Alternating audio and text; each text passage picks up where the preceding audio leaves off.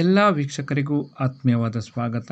ಕಳೆದ ವಿಡಿಯೋದಲ್ಲಿ ಸಿರಿಯ ಜನನ ಹಾಗೂ ಆಕೆ ಮದುವೆಯಾದ ನಂತರ ಅನುಭವಿಸಿದ ಕಷ್ಟ, ತನ್ನ ಒಬ್ಬನೇ ಮಗನನ್ನು ಮಾಯ ಮಾಡಿ ಹೊಳೆ ದಾಟುವವರೆಗಿನ ಮಾಹಿತಿ ನೀಡಿದ್ದೆ. ಇವತ್ತಿನ ವಿಡಿಯೋದಲ್ಲಿ ಸಿರಿಗೆ ಸೊನ್ನೆ ಎನ್ನುವ ಹೆಣ್ಣು ಮಗು ಜನಿಸುತ್ತಾಳೆ ಹಾಗೂ ಆಕೆಯನ್ನು ಬಿಟ್ಟು ಮಾಯಾಲೋಕವನ್ನು ಹೇಗೆ ಸೇರುತ್ತಾಳೆ ಎನ್ನುವ ವಿಚಾರಗಳನ್ನು ತಿಳಿಸಿಕೊಡುತ್ತೇನೆ.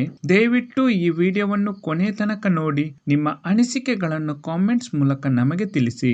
ಅದಕ್ಕೂ ಮುನ್ನ ನೀವಿನ್ನೂ ನಮ್ಮ ಚಾನೆಲ್ ಅನ್ನು ಸಬ್ಸ್ಕ್ರೈಬ್ ಮಾಡಿಲ್ಲ ಅಂದ್ರೆ ದಯವಿಟ್ಟು ಈಗಲೇ ಸಬ್ಸ್ಕ್ರೈಬ್ ಮಾಡಿ. ಹೊಳೆಯನ್ನು ದಾಟಿದ ನಂತರ ಸಿರಿಯು ಬೇರೊಂದು ರಾಜ್ಯವನ್ನು ಸೇರುತ್ತಾಳೆ. ಅಲ್ಲಿ ಆಕೆಗೆ ಇಬ್ಬರು ಸಹೋದರರು ಭೇಟಿಯಾಗುತ್ತಾರೆ. ಅವರು ಸಿರಿಯನ್ನು ತನ್ನ ತಂಗಿಯ ಸ್ಥಾನದಲ್ಲಿ ಸಾಕುತ್ತಾರೆ. ಹೀಗೆ ತನ್ನ ಅಣ್ಣಂದಿರ ಜೊತೆ ಸುಖವಾಗಿ ಜೀವನ ಸಾಗಿಸುತ್ತಿದ್ದ ಸಂದರ್ಭ, ಸಿರಿಯ ಸೌಂದರ್ಯಕ್ಕೆ ಅಲ್ಲಿನ ರಾಜನು ಮನಸೋತು ಹೋಗಿ ಆಕೆಯನ್ನು ಎರಡನೇ ಪತ್ನಿಯಾಗಿ ಸ್ವೀಕಾರ ಮಾಡುತ್ತಾನೆ. ಹೀಗೆ ಆ ರಾಜನನ್ನು ಮದುವೆಯಾಗಿ ಆಕೆಗೆ ಹೆಣ್ಣು ಮಗುವೊಂದು ಜನಿಸುತ್ತದೆ. ಆ ಮಗುವಿಗೆ ಸೊನ್ನೆ ಎನ್ನುವ ಹೆಸರಿನಿಂದ ನಾಮಕರಣವನ್ನು ಮಾಡಿ ಆ ಮಗುವನ್ನು ನಂದಳಿಕೆಯಲ್ಲಿರುವ ರಾಜನ ಮೊದಲ ಪತ್ನಿಯ ಕೈಗೆ ಒಪ್ಪಿಸಿ ತನ್ನ ಆಪ್ತ ಸೇವಕಿಯಾದ ದಾರುವಿನ ಜತೆ ಮಾಯಾಲೋಕವನ್ನು ಸೇರುತ್ತಾಳೆ. ಅಲ್ಲಿಂದ ನಂದಳಿಕೆಯ ಮಾಲಿಂಗೇಶ್ವರ ಸನ್ನಿಧಿಗೆ ಬಂದು, ಮುಂದಿನ ದಿನಗಳಲ್ಲಿ ನನ್ನ ಮೊಮ್ಮಕ್ಕಳು